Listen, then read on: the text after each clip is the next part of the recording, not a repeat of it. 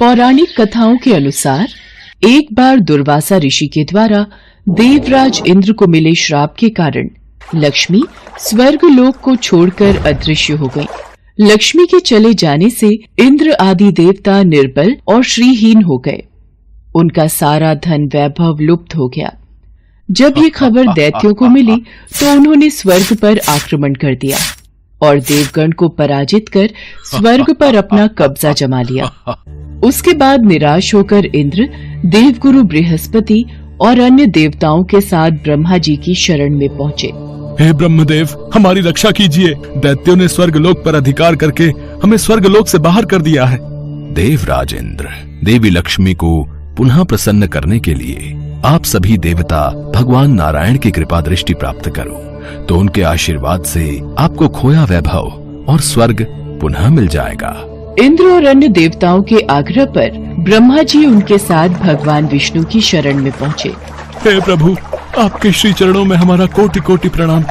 भगवान, माता लक्ष्मी हमसे रूठ गई हैं और दैत्यों ने हमें पराजित कर स्वर्ग पर अधिकार कर लिया है। अब हम आपकी शरण में हैं, हमारी रक्षा कीजिए। हम सब जिस उद्देश्य से आपकी शरण में आए हैं, कृपा करके आप उसे पूरा कीजिए। देवराज इंद्र, घबराने से काम नहीं बनेगा। मेरी बात ध्यान पूर्वक सुने। दैत्यों पर इस समय काल की विशेष कृपा है, इसलिए जब तक तुम्हारे उत्कर्ष और दैत्यों के पतन का समय नहीं आता, तब तक तुम उनसे संधि कर लो, क्योंकि केवल यही तुम्हारे कल्याण का उपाय है। क्षीर सागर के गर्भ में अनेक दिव्य पदार्थों के साथ साथ अमृत भी छिपा है। उसे पीने वाले के सामने मृत्यु भी पराजित हो जाती है। इसके लिए तुम्हें समुद्र मंथन करना होगा। ये कार्य अत्यंत दुष्कर है, अतः इस कार्य में दैत्यों से सहायता लो। कूटनीति भी यही कहती है कि आवश्यकता पड़ने पर शत्रुओं को भी मित्र बना लेना चाहिए। तत्पश्चात अमृत पीकर अमर हो जाओ, तब दुष्ट दैत्य भी तुम्हारा अहित नहीं कर पाएंगे। वे जो भी शर्त रखें उसे स्वीकार कर लो।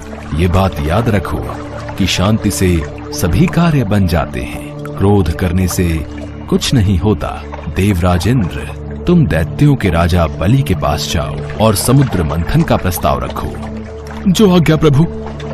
भगवान विष्णु के परामर्श के अनुसार इंद्रादि देवगण दैत्यराज बलि के पास संधि का प्रस्ताव लेकर गए। यदि मैं समुद्र मंथन में देवताओं की सहायता करूं, तो इसमें मेरा क्या लाभ होगा? समुद्र मंथन से देवता और दानव अमर हो जाएंगे, क्योंकि समुद्र मंथन से प्राप्त अमृत को पीने से हमें अमरता मिल जाएगी। यदि ऐसा है तो मैं समुद्र मंथन के लिए तैयार हूँ। समुद्र से अमृत प्राप्ति की बात सुनकर राजा बलि को लालच आ गया और उसने समुद्र मंथन में सहायता के लिए हामी भर दी। समुद्र मंथन के लिए समुद्र में मंदराचल पर्वत को स्थापित कर वासुकी नाग को रस्सी बनाया गया। तत्पश्चात भगवान विष्णु ने कूर्म अवतार में स्वयं कछुए का रूप धारण करके मंदराचल पर्वत को अपनी पीठ पर रखा, ताकि मथनी स्थिर रहे और समुद्र में डूब न जाए। देवता वासुकी नाग को मुख की ओर से पकड़ने लगे। इस पर उल्टी बुद्धि वाले दैत्यों ने उनसे कहा, वासुकी नाग को मुख की ओर पकड़ने में अवश्य तुम देवताओं का कुछ न कुछ लाभ होगा। हम भी किसी से शक्ति में कम नहीं हैं। हम मुंह की ओर का स्थान लेंगे। ठीक है, तो हम पूंछ के भाग से पकड़ लेंगे। हमें इसमें कोई आपत्ति नहीं है।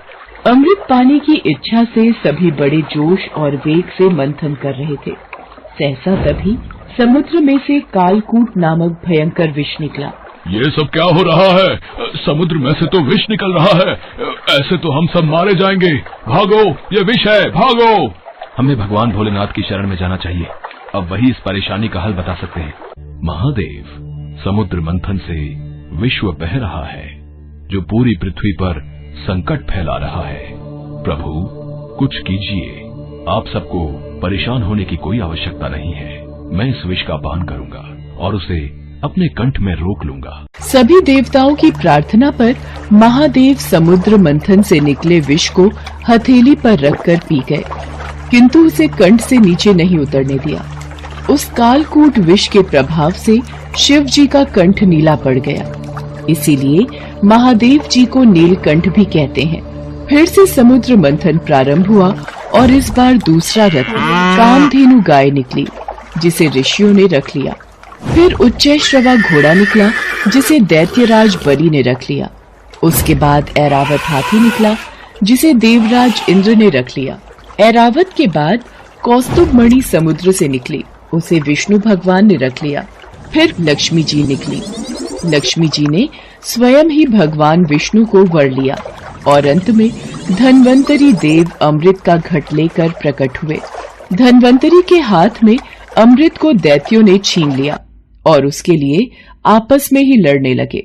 इस अमृत को पहले मैं पीऊंगा। नहीं, ये अमृत पान पहले मैं करूंगा। नहीं, मैं पीऊंगा। नहीं, पहले मैं।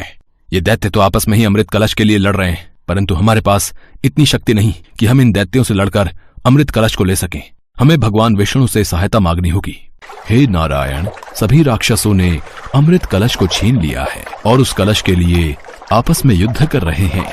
दुर्वासा ऋषि के श्राप के कारण देवता दैत्यों से युद्ध करने में सक्षम नहीं हैं। आप इनकी सहायता कीजिए। आप चिंतित मत होइए ब्रह्मदेव, मैं देवताओं की सहायता के लिए मोहिनी रूप धारण करूंगा।